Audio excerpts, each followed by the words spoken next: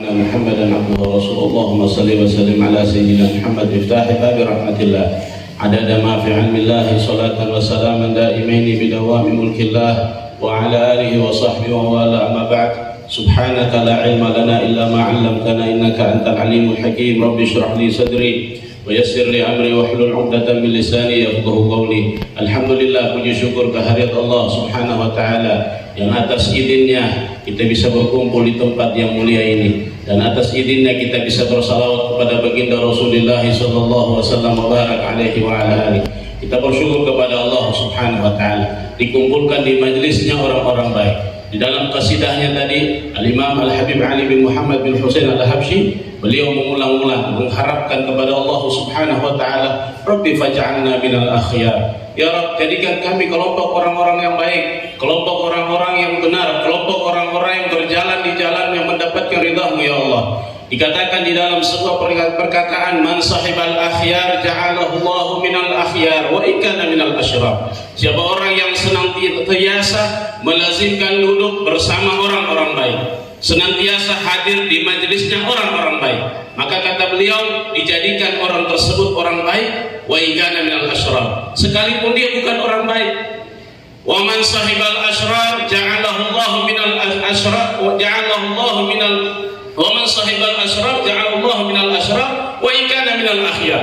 Dan sebaliknya, orang yang sering duduk bersama orang-orang yang tidak baik, sering duduk bergaul dengan orang-orang yang jauh dari Allah Subhanahu wa taala, masuk di majelis-majelisnya mereka, maka kelak dikelompokkan mereka bersama orang-orang yang tidak baik. Wa ikana minal akhyar, sekalipun orang yang baik. Kita hadir di majelis ini, kita penuh dengan dosa, kita penuh dengan kekurangan, kita jauh dari yang namanya kebaikan.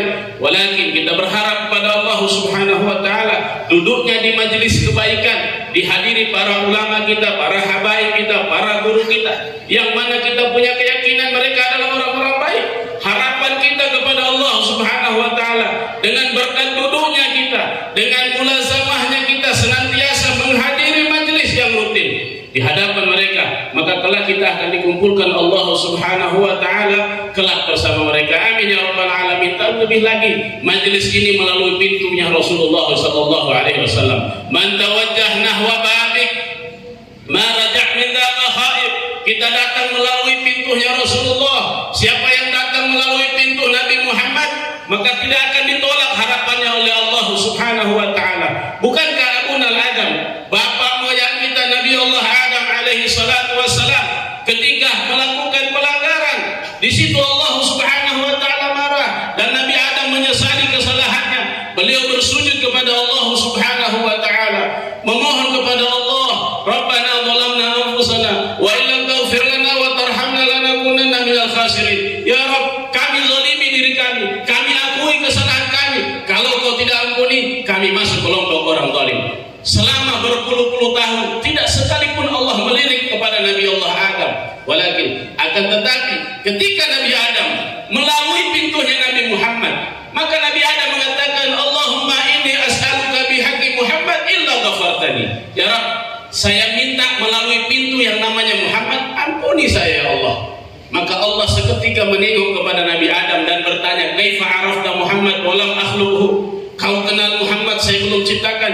Kata Nabi Adam, ya Rabb, ketika Kau tiupkan, Kau ciptakan jasadku, Kau tiupkan roh di jasadku, maka aku mengangkat kepalaku ke atas ke tiang-tiang arsy. Fara'aitu ala qawaibil arsy maktuban la ilaha illallah Muhammadur Rasulullah. Aku melihat di setiap tiang arsy tertulis la ilaha illallah Muhammadur Rasulullah. Fa'araftu, saya paham, tidaklah Kau sandingkan namamu yang agung dengan nama Muhammad, melainkan nama Muhammad adalah orang terspesial, makhluk yang paling spesialisasimu. Maka dia katakan, ya Rabb, ampuni saya dengan berkatnya Nabi Muhammad. Kata Rasulullah Allah Subhanahu wa taala, maka diterima tobatnya Nabi Adam, dimaafkan kesalahannya Nabi Adam.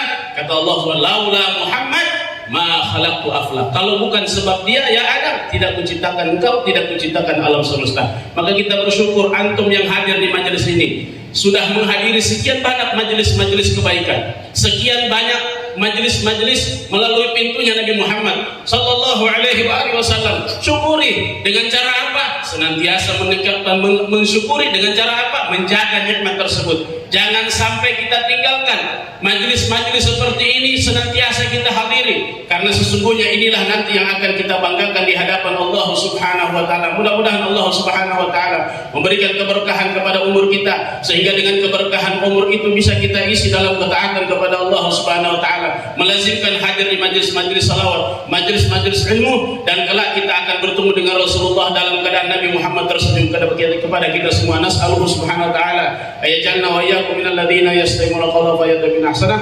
Wa sallallahu ala sayyidina Muhammad wa ala alihi wasallam. Walhamdulillahirabbil alamin wa la